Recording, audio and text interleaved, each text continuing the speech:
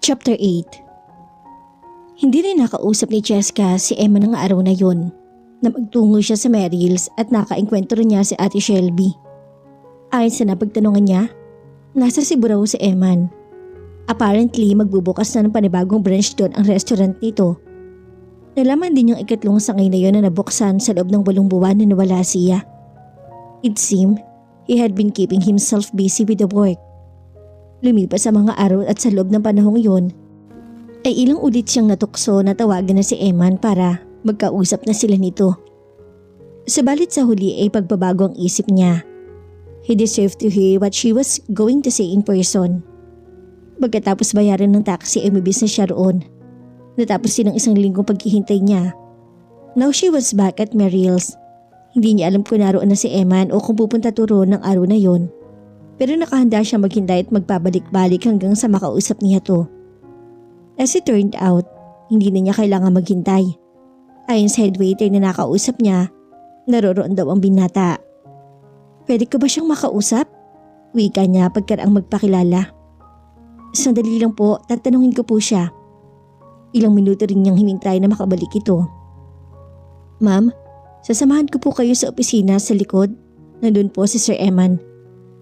She took that to mean that Eman was agreeing to meet with her. Nakadama siya ng relief. She was half expecting na itatabi siya nito. It's okay. Alam ko na kung saan yun, sabi niya sa waiter. Ilang ulit na siya nakapunta sa office na tinutukoy nito. Sige po. Nang nasa tapat na siya ng pinto ng opisina ay tumigil siya sandali at humugot ng malalim na hininga. Pakiramdam niya ay nasa lalamunan na niya ang kanyang puso sa sobrang nerbiyos. Kumatok siya sa pinto. Come in. Ang tinig galing sa loob. Walang duda na si Emma na nagsalita. Pinihit niya ang seradura. Tumambad sa paningin niya ang binata. He looked the same. Hindi to tumaba at hindi rin to pumayat. Katulad pa rin ng dati ang pananamit nito. Maski ang buhok nito ay hindi na bago. Ang tanging naiba rito ay ang mga mata nito. They seem sharper now. Colder, unlike before when his eyes were teeming with warmth and kindness. Naisip niyang marahil ibunsod yun ang presensya niya. Look, who has finally decided to show up? Nang uuyam na wika nito. Dahil doon ay nabawasan ng kumpiyansa niya. Alam niyang hindi madali ang gagawin niya ngunit tilalalo pa siyang mahihirapan dahil sa antagonism na pinakikita nito. Hello Eman, kumusta ka? Let's cut the chit-chat, shall we? What do you want? Putol ito sa sasabihin sa niya. I came to apologize and to explain. I'm busy. Wala akong balak na pakinggan ang apology mo. It's too late for that. It was clear. Ewan was dismissing her. Pero hindi tuminag si Cheska sa kanyang kinatatayuan. Magsisinungaling siya kung hindi niya aaminin sa kanyang sarili na umaasa pa rin siyang ay pagpapatuloy nila ang kanilang nasimulan. Ngunit hindi iyon ang pangunahing dahilan kung bakit naroroon siya ng mga sandaling yon. Gusto niyang humingi ng tawa dito. She knew that what she did, leaving him just like that, was wrong. But it could not be helped then. Gusto rin niyang magpaliwanag kung bakit nagawa niya ang nagawa. Alam niyang nasalin niya ang ego nito at iyon ang nagtutulak dito para umakto ng ganun sa kanya. Nakahanda siyang tanggapin iyon dahil alam niyang may pagkukulang siya. Ang kaalamang iyon ang nagtulak sa kanya na humakbang palapit dito. Please go away. Ayaw na kitang makausap. Pagtataboy nito sa kanya. Inignoran niya to at patuloy na humakbang hanggang sa makarating siya sa harap ng desk nito. I had cancer. Walang ligoy na pahayag niya. That shut him up at biglang nawala ang tapang sa anyo nito at napalitan ng pag-aalala yun. What did you say? I said, I had cancer. Since when? Since before I met you. Oh God. Animin ubusan to ng lakas at halos pabulong lang ng bigkasin nito yun. Siya man ay nakadama ng panlalambot ng mga tuhod. Naupo siya sa visitor's chair. It was still not easy for her to talk about her illness. Tanggap ko ng bilang namang araw ko. In fact, I was already planning how my funeral would be. Nakahanda na ako mamatay. Pero bigla ka dumating sa buhay ko at pinangiti mo ko. Sa maiksing panahon na nakilala kita, pinaligaya mo ko. At higit doon, tinuruan mo ako mahalin ka. Now I understand why you had that list. May list? Nagtatakang ulit niya. Paano mo nalaman ang tungkol doon? Sinabi nito sa kanya tungkol sa organizer niya at kung paano ito nakahanap ng paraan para maaninag ang nakasulat doon. Naalala niyang sa pagmamadali niya noon ay naiwan niya ang organizer niya. Wala nang saysay sa akin at matagal ko na ibinasura ang listahang iyon. I don't need it anymore. Nagbago na ang priorities ko. I am not working on dying anymore but on living. And my change of heart was all because of you. Binigyan mo ako ng dahilan para mabuhay. Ang totoo, ayoko na sanang lumaban. I knew firsthand how it is to undergo a chemo. I saw how my mother suffered. Hindi na nga madali, wala bang kasiguraduhan. Instead of suffering through all that, I decided I'd rather live the rest of what was left with my life doing the things I wanted to do. Pero gaya nga ng nasabi ko, dumating ka. You gave me a reason to hope. You gave me the courage to try. And the moment I realized I was in love with you, I knew I had no other option but to fight. Kaya umalis ako. I fought to make myself better because I wanted to be with you. Her father and siblings were with her through her ordeal. Bukod sa tulong pinansyal ay sa mga ito rin siya humuhugot ng emotional support. Naisip to rin niya na marahil ay sinadya ng Diyos ang mga pangyayari para mabuo ang relasyon nilang mag-aama. You didn't have to leave, you know? Kapag gawan ay sabi ni Eman sa malungkot na tinig. I did. Gaano ba kababa ang tingin mo sa akin? Did you think I would not stick by you through all this? No, nagkakamali ka ng akala. I knew you'd be there for me until the end. Hindi kita maintindihan. Yun ang tamang oras para sabihin niya rito ang tungkol sa kanyang ina at ganun niya ang kanyang ginawa. Ngunit hindi rito pinatapos ang kanyang salaysay. Alam ko na tungkol sa pagkakasakit ng mama mo. Nakausap ko si Cathy at kinuwento niya sa akin ang lahat. I could imagine how difficult it must have been for you. Did you imagine seeing your mother violently throwing up? Seeing her despair? Seeing her lose her hair one chunk at a time? Did you imagine all that? Did you imagine seeing her wilting away? Hindi mo lubusang mauunawaan kung gaano kahirap ang sitwasyong yun. Pero ako, alam ko dahil napagdaanan ko ang lahat ng yun. It was a torture, Eman. Ayoko maranasan mo yun. Tama na ako na lang ang maghihirap. Total ako naman ang may sakit. Sa tingin mo ba? Hindi ako naghihirap nitong mga nakaraang buwang wala ka? At hindi ko alam kung saan ka naroroon? Sa tingin mo ba hindi yung torture para sa akin? Muntik na ako masiraan ng bait sa kakaisip ko ano nangyari sa'yo. Alam kong iyan ang mararamdaman mo sa simula. Ngunit alam ko rin makaka-recover ka sa kalaunan. I had to make a choice. Kailangan ko putulin ng kung ano mang meron tayo. The breakup had to be final. Para din naman sa iyo yun. Unfair kung paghihintayin kita dahil hindi ko alam kung makakabalik pa ako. Naunawaan mo ba ako? Naunawaan mo ba kung bakit ko ginawa ang lahat ng iyon? Tumanguto ng marahan. But I still believe you handled things the wrong way. Hindi ka dapat umalis. Hindi mo dapat pinagkait sa akin na pagkakataong alagaan ka. Nevertheless, I know you did all that for my benefit and for that I'm grateful. Hindi ka na ba galit sa akin? Tanong niya. Hindi na. Pero may gusto pa akong malaman. Now that I know why you left, I wanna know why you came back.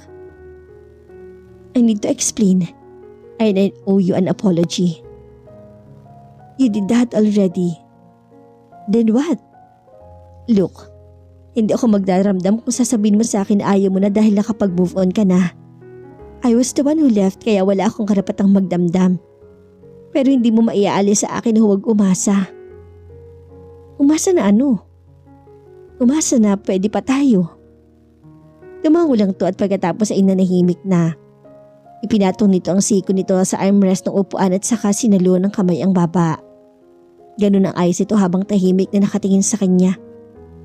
Hindi niya alam kung anong iniisip nito dahil blankong ekspresyon ng mukha nito. Minutes passed. Pakiramdam niya ay walang hanggan ang tinagal na mga minutong yun. Suddenly, she could not wait anymore. Hindi pwedeng doon na lang matapos yun. Kailangan niya ang sagot nito. Ano? Pwede pa ba? Tanong niya. He gestured for her to stop with his hand.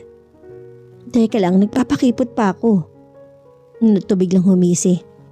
This was the Eman she knew. The Eman with kind eyes and happy spirit. Nakakainis ka talaga. Sikmat niya. Hayon siya at hindi maganda tuto sa kaba. Yun pala ay nagpapakit lang to. Sa panggigigil niya ay binato niya rito ang unang bagay na nahagilap ng kamay niya. Alisto naman na inailagan nito ang staple remover. At tumawa to. Halika nga. Maya-maya sabi nito sabay tapik sa kandungan nito. Naupo siya ron at niyakap siya nito. God, I missed you so much, he said. Lumayo to ng bahagya at tinitigan siya sa mga mata. He was serious now. Are you sure you're okay? Yes. My doctor already gave me a clean bill of my health. I am at a complete remission. Magaling na raw ako, sabi niya. Niyakap ulit siya nito. I can't believe I almost lost you. I mean, really lost you. Promise me one thing. Huwag mo na ulit akong iiwanan na. Kung may problema, pag-usapan natin at lutasin ng magkasama. Don't think you have to protect me. Alisin mo na yun sa isip mo. From now on, we're stuck with each other at huwag mo na ulit akong iiwan. Mga apo ka. I promise. It was a promise she intended to keep. Never would she leave him ever again. How could she, when he was her heart, her reason for living? Samantala, sa halip na sa isang simbahan ay mas ninais ni Cheska na ganapin sa isang maliit na kapilya ang kasal nila ni Eman. Sa palagay niya, may mas solemn kung maliit lamang ang pagdarausan ng seremonya. Kapag kasi malaki ang pagdarausan niyon, obligado sila mangumbida ng maraming bisita para mapuno ang venue. Taliwas yun sa gusto niyang mangyari. She wanted only those closest to her and her groom to witness their joining of hearts. Her father and brother said they would all be there for them. Gayon din ang mga magulang at kapatid ni Eman. Shelby would be playing a special role. Isa to sa mga major sponsors nila. Pagkatapos ng masinsinang pag-uusap ay madali nilang na-patch up ang misunderstanding nila noon. Ngayon, sa lahat ng mga kapatid ni Eman ay ito ang tinuturing niyang pinakamalapit sa kanya. Kahit maliit lamang ang venue ng kasal, ilang buwan din ang iginugol nila sa paghahanda. It had to be perfect because their wedding was the most special of all occasions. Theirs would be an afternoon wedding to be followed immediately by a garden reception. Siyempre pa ang pagkain ay nagmumula sa restaurant ni Eman. Ang mga yun ay nagdaalaro sa isip niya nang lumulan siya sa bridal car na magdadala sa kanya sa kapilya kung saan alam niyang na naghihintay na si Eman. Sa loob ng altar. Sabik na sabik siyang dumating ang sandali kung saan naglalakad na siya sa aisle palapit dito. Isipin pa lang ay bumibilis ang tibok ng puso niya sa magkahalong antisipasyon at sa sobrang excitement. Napipicture na niya sa isip si Eman. Tiyak na matikas ito at gwapong-gwapo sa suot na puting tuxedo. Miss na niya to. Hindi pa niya to nakikita mula nang mag-check-in siya sa hotel ng nagdaang araw. At kung bakit naman kasi naimbento pa ang pamahiin kung saan hindi maari makita ng groom ang kanyang bride bago ang takdang araw ng kasal. She knew it was silly to miss him already after one night apart, but she was in love and that was explanation enough. Hindi nagtagal ay dumating din sa wakas ang sandaling pinakahintay niya. Humimpil ang sinasakyan niya sa tapat ng entrada ng kapilya. "You look beautiful." Humahangang sabi ng lalaki nagbukas ng pinto para sa kanya. "Salamat," nakangiting sabi niya. "Shall we?" Tanong nito sabay lahad ng braso. Tumango siya at saka kinawit ang kamay sa naghihintay na bisig nito. Nagsimula na sila maglakad hanggang marating nila ang bungad ng aisle na nalalatagan ng rose petals. Noong nagsimulang tumugtog ang string quartet na kinuha nila para sa okasyon. Pumailan lang sa 4 na sulok ng chapel ang wedding march. Tumingin siya sa altar at nahigit niya ang kanyang hininga. There he was, standing so tall and handsome.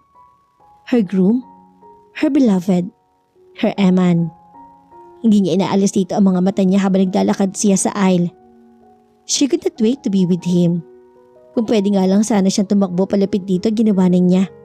Pero hindi maaari yun. And so she just consoled herself with the thought that after today, they had the rest of their lives to live together. She took one impatient step after another until finally, she was standing there beside him. Naghinang ang kanilang mga mata. Kung ano ang nababasa niya sa mga mata nito ay alam niyang iyon din ang nababasa nito sa mga mata niya. Both their eyes spoke of their love for each other. A love that was strong and enduring and would conquer anything and everything that would get in their way. Here she is, Dad. Signed, sealed, and delivered. Ang sinabing iyon na binatang naghatid sa kanya sa altar ang nagpabalik sa atensyon niya sa kasalukuyan. She almost choked up with emotion.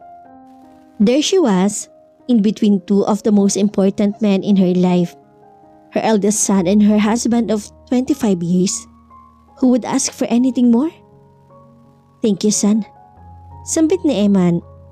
Just like her, he was teary-eyed. At 53, he was still a handsome man. At halos hindi na bago ang itsura nito noong unang makilala niya to sa itsura nito ngayon. Maliban na lang sa mas naging prominente ang laugh lines nito sa gilid ng mga mata at may iilang hibla ng puting buhok na nagsisimulang tumubo sa ulo nito. Kinuha nito ang kamay niya. Hinilikan iyon at saka inilalayan siya hanggang sa pareho na silang nakaharap sa dambana. The priest smiled at them and soon after, he began the ceremony. She still could not believe how fast time flew by. Parang kailan lang nang unang ikasal sila. Now they were celebrating their silver wedding anniversary. Naroon silang muli sa harap ng dambana. Nakadamit pang kasal at niririnyo sa harap ng Diyos at madla ang panata nilang iibigin ng isa't isa habang buhay. Much had happened in the past 25 years. All of them positive. Biniyayaan sila ni Emma ng 4 na supling. Ang pangalan nila ay lalaki. Si Luis. Ito ang sumalubong at naghatid sa kanya sa altar. Katatapos lang nito na magkolehiyo at ngayon ay pinaghahandaan na ang pagpasok nito sa med school. Ang sumunod ay si Patrick na siyang tumayong best man ng ama nito. He was their artist son. Sa batang edad na 19 ay nagsisimula ng makilala ang pangalan nito sa larangan ng eskultura. And then there were the twins, Doreen and Maureen. Parehong maid of honor niya ang mga ito. Doreen was the timid twin while Maureen was the gregarious one. Napatingin siya sa mga to na kapwa nakatayo sa gawing kaliwa niya. Her beautiful baby girl smiled at her. 16 pa lamang ang mga to pero pila balde na ang umaakyat ang ligo sa mga to. Much to her husband's dismay. Luis, Patrick, Doreen, Maureen, her children and Eman her husband. Her family. Walang katapusan ng kanyang pasasalamat at naging bahagi ng buhay niya ang mga to. Napangiti siya. And her smile was a contented one. Wakas. At dito na po nagtatapos ang kwento ng pag-ibig ni na Eman at Cheska. Naway kinig-enjoy at na in love. Samahan niyo po akong muli sa mga susunod pang nakaka-inspire at nakakakilig na mga kwento ng pag-ibig na aking ibabahagi. Maraming salamat po. Hanggang sa muli. God bless us all!